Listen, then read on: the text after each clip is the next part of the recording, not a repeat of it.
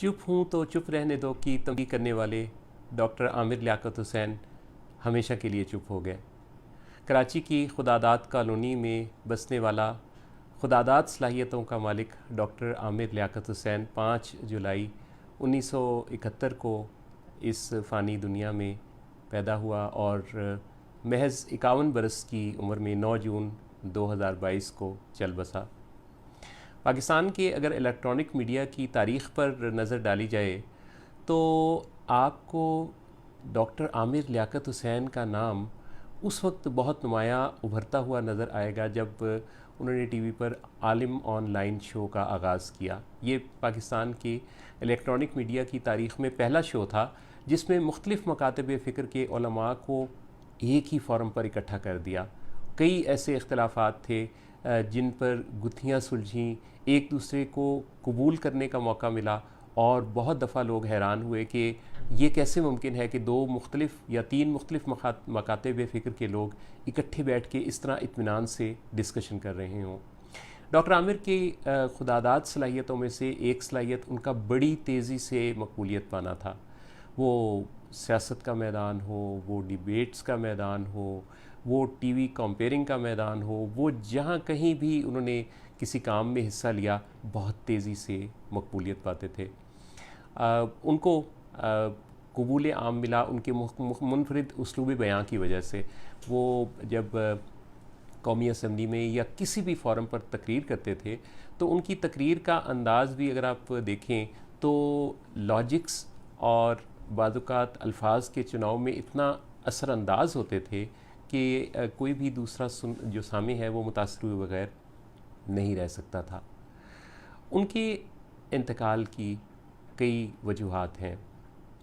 उनमें अगर आप देखें कि उनकी ज़िंदगी में कई ऐसी जगह हैं जहां ऐसे मोड़ आए हैं जो उनके लिए बहुत तकलीफ़ का बायस थे। अगर हम इस हवाले से देखें कि उनकी मौत की वजूहात क्या हैं तो ख़वातीन व हज़रात हमें ज़रूर गौर करना चाहिए कि उनकी लाइफ के पैटर्न्स कैसे थे और ख़ास तौर पे रीसेंट ईयर्स में और रीसेंट मंथ्स में उनके अंदर क्या तब्दीलियाँ आईं। माहिरीन ये देख रहे हैं जो कि नफ्सियात के शुबा के माहिरीन हैं। मैं ख़ुद भी एक मामूली सा साइकोलॉजी का स्टूडेंट हूँ और कोई 24 साल से इसी फील्ड से वाबस्ता हूँ। उनके मूड की डिफ़िकल्टीज़ आपको काफ़ी नुमाया नज़र आती हैं। उनके मूड के बदलते हुए पैटर्न, यानी वो गम को भी ज़्यादा महसूस करते थे और गुस्से का भी ज़्यादा इजहार करते थे। वो कई जगहों पे आपको बहुत एक्सट्रीम बात करते हुए भी सुनाई देते हैं। उनके बारे में कहा जाता है कि वो बहुत ब्लंटली बात कर देते थे, जो दिल में होता था वो कह देते थे।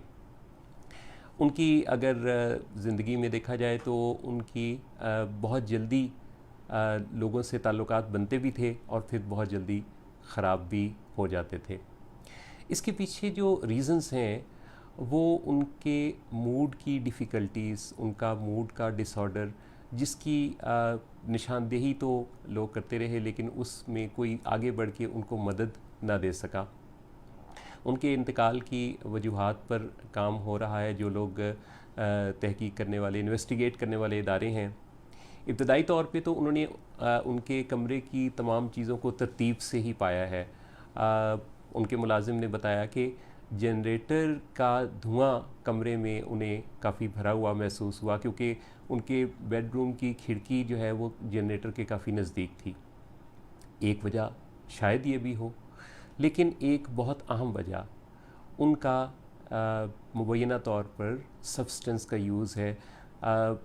मुबैना तौर पर मैंने इसलिए कहा कि ये चीज़ काफ़ी ज़्यादा ज़िक्र हो रही है, गो कि वो किसी इलाज में नहीं थे, लेकिन लगता यही है कि वो अपने मूड के डिसऑर्डर को सेटल करने की कोशिशों में, अपने आप को बेहतर बनाने की कोशिशों में मुख्तलिफ़ सब्सटेंस का यूज़ करते रहे। ड्रग्स का इस्तेमाल शुरू में तो किसी भी ऐसे मूड के डिसऑर्डर में दवा ही लगता है, लेकिन आहिस्ता आहिस्ता फिर उसकी टॉक्सिसिटी जब बॉडी में रहने लगती है, जब उसकी टॉक्सिसिटी ब्रेन को डिस्टर्ब करती है तो फिर हालात काफ़ी ख़राब हो जाते हैं।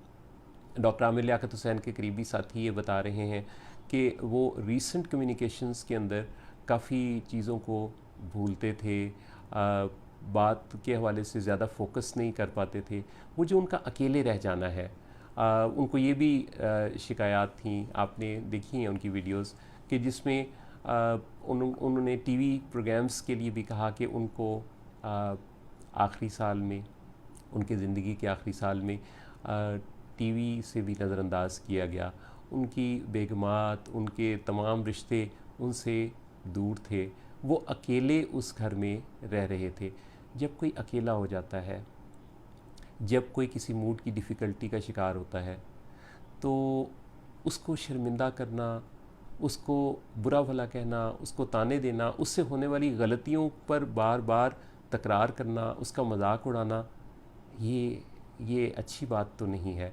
हम में से कई लोग जब सोशल मीडिया का इस्तेमाल करते हैं तो हम भी इसी तरह से अपने तफन्नुन के लिए, मजाक के लिए किसी की शख्सियत पर इस तरह की बातें कर रहे होते हैं।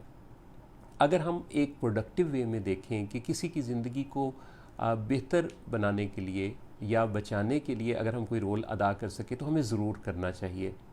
डॉक्टर आमिर लियाकत हुसैन के भी अकेले रह जाने की वजह, आइसोलेटेड हो जाने की वजह, एक तो उनके अपनी वो बीमारी है जिसमें वो मूड डिसऑर्डर और सब्सटेंस यूज़ डिसऑर्डर की वजह से अपनी ही एक दुनिया बसा बैठे थे, और उन्होंने पाकिस्तान से जाने, पाकिस्तान छोड़ देने की बात भी की, वो सोशल मीडिया पर भी इनएक्टिव हो गए थे। लेकिन दूसरी तरफ इसमें ज़िम्मेदारी उनके उन करीबी रिश्तों की भी है कि जो उनसे गिले शिकवे करते रहे, उनसे होने वाली गलतियों पर उनसे शिकायत करते रहे, नाराज़ होते रहे, दूर जाते रहे। लेकिन आगे बढ़ के ये वक्त था कि उनको किसी साइकेट्रिक हेल्प से ज़िंदगी को बेहतर बनाने का मौका दिया जाता, उनको किसी काउंसलिंग के प्रोग्राम में लाया जाता, उनको अपनी ज़िंदगी को बेहतर बनाने के लिए वो जो क्राई फॉर हेल्प था, क्राई फॉर हेल्प हम उसे कहते हैं, जो कि बाज़ औक़ात किसी ऐसी कंडीशन में कोई बहुत पुकार के ऐसे अंदाज़ अपना रहा होता है जिसका मतलब होता है कि मुझे मदद फ़राहम करो। आपको पता है उनके मुलाज़मीन की तरफ से ये भी बताया गया है कि मरने से एक दिन पहले उनके कमरे से चीखने की आवाज़ें आती रहीं, और ये भी क्राई फॉर हेल्प ही थी। काश ऐसा होता कि इस कीमती इंसान को, जिसका आईक्यू बड़ा ज़बरदस्त था, लाजवाब था, बेहतरीन था, जीनियस आदमी था, लेकिन ईक्यू का मसला था, इमोशनल क्वोशंट का मसला था, जिसकी वजह से गलतियां करते थे, ताल्लुकात ख़राब कर बैठते थे, जल्दी से ऐसी बात कर बैठते थे जो कि दूसरों को उनसे दूर कर देती थी।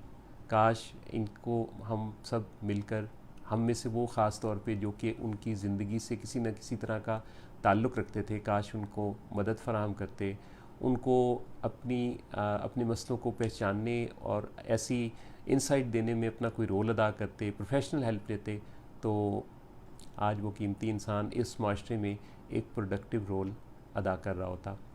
अल्लाह ताला उनके दर्जात बुलंद करे, उनकी और हम सब की तमाम ख़ताओं, कमियों, कोताहियों को अल्लाह ताला माफ़ करे। मेरे वालिद साहब, अल्लाह ताला उनके दर्जात बुलंद करे, मलिक मोहम्मद नवाज़ आसी इनका नाम था, आसी तखल्लुस किया करते थे, तो अक्सर ये तलकीन करते थे कि किसी को भी हम ख़ुद से लेबल ना करें कि वो गलत है, ख़ताकार है, गुनहगार है। और एक फिर शेर सुनाते होते थे, खार हैं, बदकार हैं, डूबे हुए ज़िल्लत में हैं, कुछ भी है लेकिन तेरे महबूब की उम्मत से हैं। तो किसी को भी हम लेबल ना किया करें। हमें क्या पता, हम तो नहीं जानते। बाज़ औक़ात कोई बहुत नेक, रात दिन नेकियों का प्रचार करने वाला, बहुत ज़्यादा नेकोकार, अपने किसी गुरूर की वजह से पूछगछ में जा सकता है, और बाज़ औक़ात कोई बहुत लोगों की नज़रों में बदकार किसी एक नीयत की वजह से अल्लाह का बहुत ही मकबूल और पसंदीदा हो सकता है। ये तो अल्लाह ही जाने, हम कैसे किसी के बारे में कोई स्टेटमेंट दे सकते हैं। मेरी रिक्वेस्ट आपसे ये है कि अगर हम अब कुछ कर सकते हैं उनके लिए, तो ये दुआ कर सकते हैं कि अल्लाह उनके दर्जात बुलंद करे, उनकी कामिल बख्शिश फरमाए, और उनको अपनी ख़ास जवार रहमत में जगह अता फरमाए। आपके जानने वालों में, मेरे जानने वालों में अगर कोई इस तरह की शख्सियत हो जिसकी इस तरह की डिफ़िकल्टीज़ हों, तो हम ज़रूर उसको पहचानें, ऐसा नॉलेज हासिल करें जिससे हम पहचान पाएँ, और फिर उस के लिए अगर कोई मदद एक्सटेंड कर सकें उसको प्रोफेशनल हेल्प दिलवाने की, तो वो हम ज़रूर दिया करें। अल्लाह ताला सबको अपनी हिफाजत में रखे। अल्लाह आप सबका हामी नासिर हो।